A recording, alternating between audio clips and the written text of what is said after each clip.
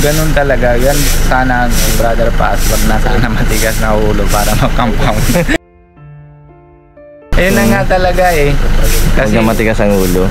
Wag natin. Kasi nandito tayo. Yung buhay natin isa lang eh. Wala nang pangalawa eh. Kasi kawawa man yung bata. Mga anak. Yung anak. Asawa niya.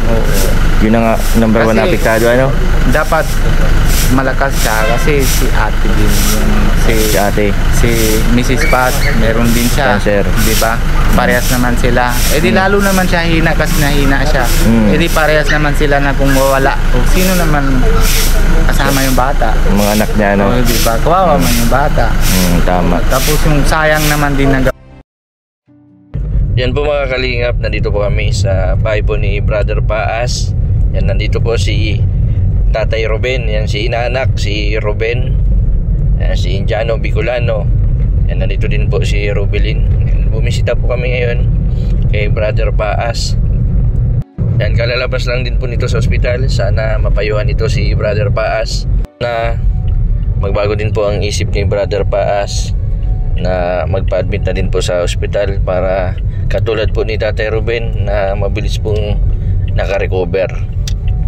And kawawa naman din po yung mga nag-aalaga, lalong-lalo na yung asawa niya at mga anak na hanggang ngayon po ay siguro po ay laging puyat din sila sa pag-aalaga kay Brother Paas. Ano? Inaanak. Kahit si Ruben, no? Natawa si Ruben. Kahit naman ninong ako niyan. Siyempre ninong pa rin na kasi nung kasal. Sa ninong eh. Ano niyan si Kenred? Ninong ako niyan. Kumusta yung ano? Balita ko na ospital ka. Opo, na ano kasi dalawang atake na ito eh, nauna. Anong findings ng doktor? Ang ano yung baga sa atay, malapit na din daw sana mga cancer kasi pero sa atay. Sabi niya sa atay. Tapos pero buti naman na pupunta ko na sa hospital, sabi niya tigilan mo na yung alak, yung alcohol para hindi na yung ano, yung baga kinakis-kis naman natin na baga puti-puti na ganyan. Yun na yung nangyari sa atay. Sabi niya simula pa lang sana. Naginipis na yung kaya tigilan mo na para hindi na mamalala. Hindi ka naman nakakabutan ng mga sobraan. Pero nabigyan ako ng gamot. Tapos dalawang araw, isang gabi kami na doon sa hospital. Pero dapat nagpahinga ka muna, hindi ka muna nagtrabaho. Hindi kaya. Yung dalawang araw tapos isang gabi, lalagyan na dito yung ano baga, yung buti, ano tawag yan? Bistros. Oo, yung ano, tapos hindi ako nalalakad. Doon lang ako nasa higa, upo kunti, higa, sakit na yung likod ko, gusto ko talagang lakad. Advisean mo si Brother Paas? Oo nga. Anong masasabi mo kay Brother Paas? Sasabihan ko para malakas na. Ako din mahina talaga ang loob ko dati. Sa ospital? Hindi, 2 months. Kulong din ako na sa bahay. Hindi ako na, kita mo ako na, hindi ako nalabas sa sama kay Kalinga Prab. Tapos yung sa channel ko, masyado, wala akong na-upload. Wala akong vlog. Pero natatakot ka magpa-confine sa doktor dati? Hindi naman. Kasi ano lang, ninong, pag labas ako na sa bahay, pag abot ako sa pinto, para yung pako atras ayaw na labas. Hindi ko alam bakit. Basta higa lang, upo, higa, no TV, yan lang gawa ko. Tapos kulong. Dating naman si Nico. Pagdating na siya, nasundo kami na Manila. Pagdating na, ayun, nangyari na atake ako ulit. Diretso na sa hospital. Tapos na yun na, na medyo parang energy na, nandito na si Nico. Parang energy na, nasama kami na Kasi pag sabi na, tara na kuya, pasok na tayo kay Kuya Rab. Sige, siya naman drive ng motor. Ang pinaka niyan, sabihin sa iwasan mga stress. Ang number 1, nakapa-trigger ng sakit yung stress. Stress talaga. Huwag kang paraisip. Huwag kang paraisip. Na talagang tuloy din na ako ng stress na tapos na maaga pa. Ayun kamay ko na yun, hindi na masyadong mga dadalaw dati, ganun eh. Pag nainom na ako mga tigil. Pero pag hindi, ganun tapos hina na loob ko, ay hindi kaya, hindi ko kaya gagawin ng ganyan. Dito si Rubelin, nagpunta kami dito at wala yung asawa ni Brother Paas. At siya ang inano ko sana kasi baka kailangan ng malaba kasi ito si Rubelin, magaling niya maglaba. Sabi niya kahit daw walang bayad. Si Rubelin. Di ba Rubelin Kasi nasa kalingap din si Rubelin eh. Kaya kalingap din yan. Kaya kahit anong gagawin, kaya na naman di ba? Ano masabi mo kay Brother Paas? Ay sasabihan ko, siyempre hindi naman talagang ninong wala talagang paggamot sa sabi natin sa kay Lord. Lahat naman gagaling. Kailangan tiwala. Tapos siyempre kung tiwala lang tayo kay Lord na hindi naman tayo kain, hindi naman tayo maggalaw, hindi tayo magkilos. Siyempre yung baga naaral ng mga doktor na gagawa, kailangan talaga mga compound mo muna. O kailangan magpa-combine, combine muna para siyempre alam naman na kung ano naman talaga, kung saan parte sakit. ng sakit. Namamayat na pati si Brother Paas. Nakita ko nakita ko sa live. Na live kasi yung isang araw. Kahit hindi niya na kaya nasalita, na shoutout pa rin. Pero naawa talaga ako, sobrang bagsak talaga yung katawan. Sobra. Ako nga na 3 araw lang na compound na bagsak ka na. Parang bagsak na yung katawan mo. Buti nga naka-recover ka, Buti na nga. Sino nagdala sa'yo sa ospital? Si kapatid ko, si Nico. Siya naman dadala sa akin. Huwag mo nang papalisin si Nico kasi baka yung pag-uwi niya sa India, doon nagsimula yung pagpayat mo Kaya hindi na kami nahiwalay. Oo.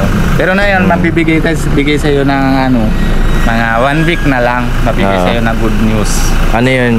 Basta may good news. Good news. Para kanino? Para sa atin lahat. Para sa ating lahat. Maganda. Para sa atin lahat. Babigay sa iyo ng good news. Pero gawa naman ni Kalingap Rab na tayo. Malawak na tayo na Kalingap. Maganda na yun, iwasan natin yung gulo kasi isang organisasyon tayo. Oo naman. Kung isang samahan, dapat kung paano nagsimula, paano siyempre tinanggap naman ng maayos yung iba. Sana kung aalis man, maayos din. Pangit yun umalis tayo na may sama ng loob, may samaan ng loob. Kasi pag nag-umisa na yung sama ng... Ayoko din naninong ng diba? Kung 2 buwan na ako na sa bahay, tapos hindi ako napasok. Pero na mga check mo isa na ako na kay Kuya Rab, check ako kay Your Health, Kuya, ganito. Hindi ako muna pasok. Pero yung baga meron, hindi naman lahat. Meron din naman ang tao. Kasi yung kamay natin hindi parehas, di ba? Ano man sabi mo kay Kalingap Rab? Yung sa mga tulong sa iyo? Ay grabe, malaki ang tulong Nayon ako nangahiya Kasi pag siyempre, pero siya naman mismo sabi, Robin, gagawin natin ganyan para sa iyo na para maganda. Upload mo na gaganyan sa channel mo. Tapos na ito, pera bibigay ko sa iyo. Ayun, nahihiya naman minsan ako natatanggap kasi laki na tulong sa akin Pero laki din ako na salamat sa talagang habang buhay na papasalamat ko kay Kalingap Rab, kay Kuya Bal, kay Ate Edna. Kulang pa rin yan na papasalamat ko sa kanila. And sa lahat naman, siyempre una-una naman sama-sama ka naman din noon. Simula sa paggawa ng bahay na doon ka. Tapos lahat naman yung ibang boys ng Kalingap partners na sama. Salamat din ako sa kanila lahat na. Diba maganda samahan, Oo. Maganda sa masaya. Kaya nga gusto ko, ngayon 2 araw na kahapon pa lang, yung isang araw pa lang ako labas lang sa hospital, kahapon pasok na ako. Sabi ko kahit paano, parang iba na yung baga ng isip, hindi pag sa bahay aliwalas lang. sa bahay lang stress na talaga. Pag hingi na pira ng bata, wala ka nang laman sa bulsa, ay nako, problema pa. Tapos isip naman ng sa India, sakit si Papa. Ayun, problema pa. Kaya dadami ko naman talaga na naisip. Yung tinatulungan ako ni Kalingap Rab, doon ako nababawi. Pero na yun 2 araw na mga 60% na bawi ko na yung loob ko. Tapos masaya na ako. Talagang gana na yung katawan ko na bumabalik na yung katawan mo ngayon. Para ma-push ko na para pasok na talaga. Kay Kuya Bal, ano naman masasabi mo kay Kuya Bal? Kanina nagsama kami sa live na ni Kuya Bal. Nasama kami sana na yun.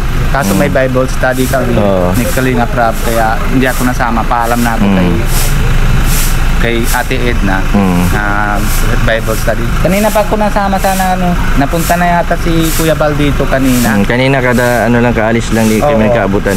O di ba? Naabutan ako ni Edo. Sama naman kami sana ni Kuya Bal tsaka si Ate Edna. Napunta kay Brother Pat. Kaso lang ng Bible study kaya hindi ako nasama.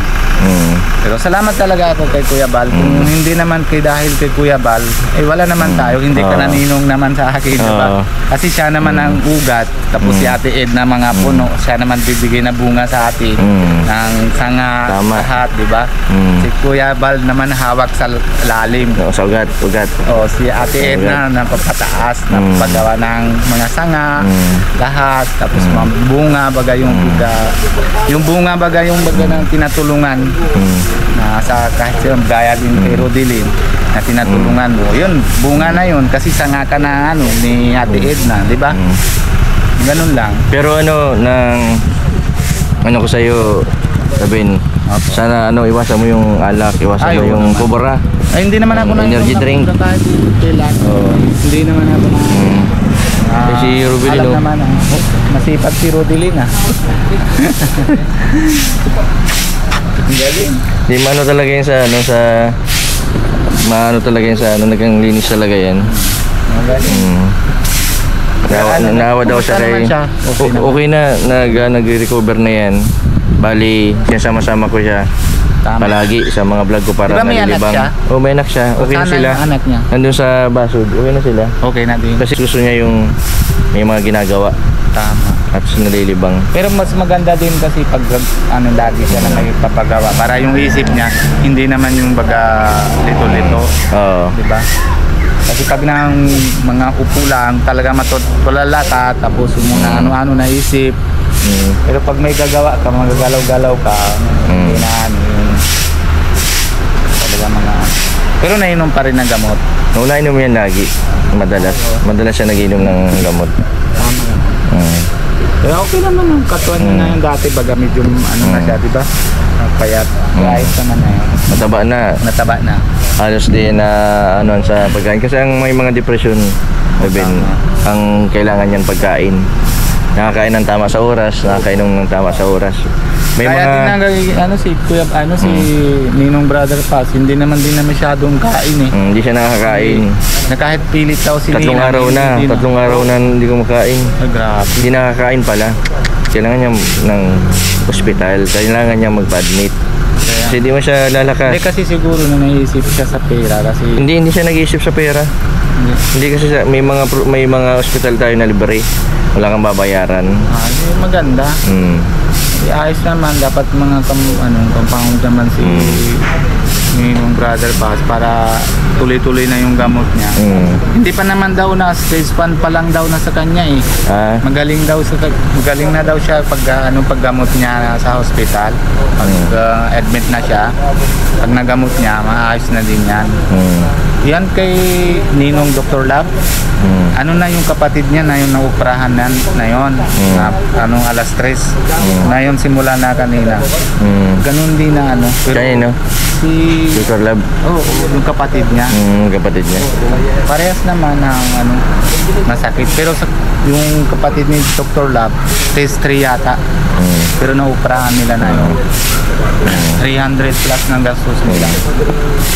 Pero si Brother Pat, stage 1 pa lang, magaling daw agad yan.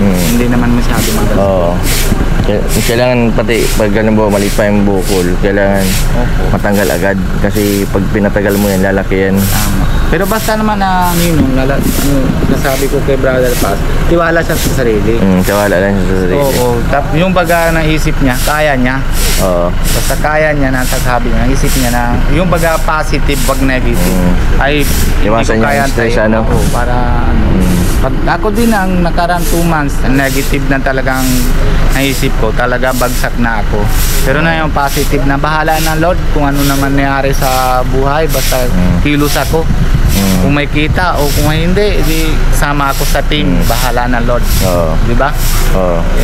Yun yung gawa ko ngayon. Di masaya ka na ngayon at nakakasama ka ulit. Masaya ako talaga. Masaya pag kasama sila Kalinga Prab. Ako nga, bira na ako makasama. Gawa ng Yung nanay ko din kasi may cancer. Oo nga. Ano, Walang kamusta cancer. pala si... Yung nanay ko, si nanay? patuloy pa rin yung paggamot.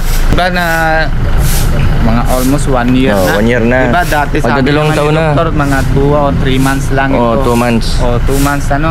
Tapos na yun, tingnan mo. Kung kasi tiwala sa sarili. Tiwala sa sarili. Tiwala siya kay Lord. Tapos nagkakamot siya ayos. Hanggang ngayon. Hanggang na yun. Buhay pa. Buhay pa. Pa2 taon na. Matagal na. Matagal na. Sa isa pa kasi, siyempre, Ninong, ikaw kasi kasama, pangalawang kamay niya, kasi tiwala siya kay Lord, tiwala sa sarili, tiwala siya sa iyo na hindi mo bayaan. Di ba? Kahit ano nangyari, kahit may pera, di ba dami mo nang gawa, dami mo nang bibenta ng lupa, di, para sa kanya, para sa malaki kanya, mo nagagastos, para mabuhay. Yung gawa mo, alam ni Lord, di ba? Nagawa naman din ng paraan para maayos yung lagyan ni nanay. Bigyan naman ng timing na dagdag. Ganun talaga. Yan sana Brother Paas, wag na sana matigas na ulo para mag-compound. Di ba? Ayun na nga talaga eh. Kasi huwag na matigas ang ulo. Wag natin. Kasi nandito tayo. Yung buhay natin isa lang eh. Wala nang pangalawa eh. Kasi kawawa man yung bata. Mga anak. Yung anak. Asawa niya. Yun ang number 1 na apektado, ano? Dapat malakas siya kasi si ate din yung si ate, si Mrs. Pat, meron din siya, cancer, di ba? Parehas naman sila. Di lalo naman siya hina kasi nahina siya. Di parehas naman sila na kung mawala. O sino naman kasama yung bata? Mga anak niya, no? Di ba? Kawawa man yung bata. Tama. Tapos yung sayang naman din na. Yan po mga kalingap, mga kabente.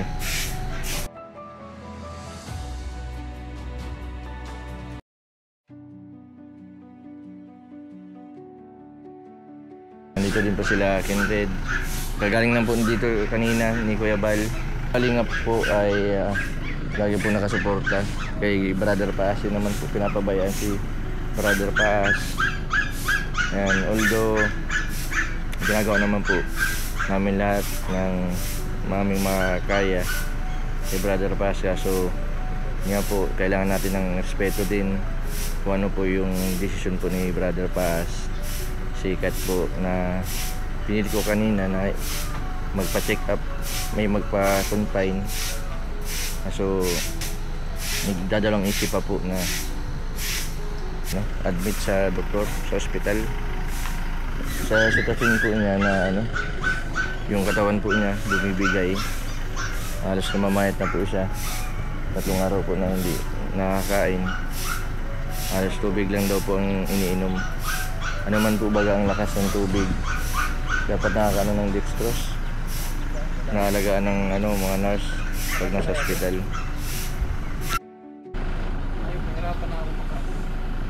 Sa Rubilin, no?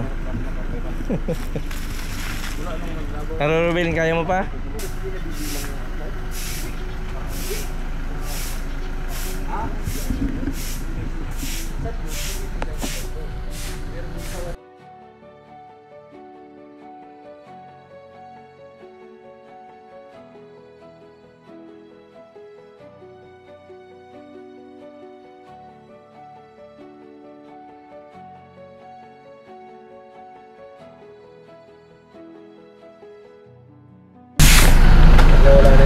Rubilin, ayos ka lang?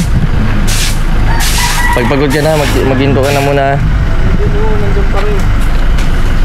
Wala na. Ay, pumasok na.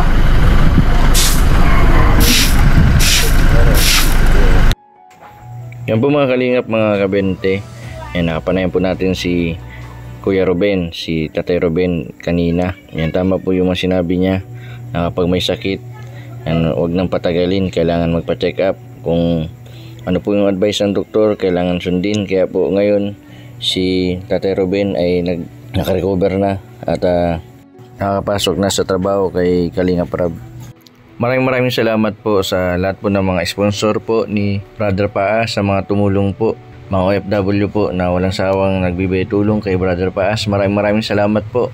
Yan, isama din po natin sa mga dasal po natin yung kagalingan po ni Brother Paas. Maraming salamat po sa patuloy po ninyong suporta. Sa mga hindi po nag-skip ng ads, maraming salamat po. Sa mga hindi pa po nakapag-subscribe, pasubscribe po Mr. Ben TV Vlog. Maraming pong salamat. God bless po sa inyong lahat.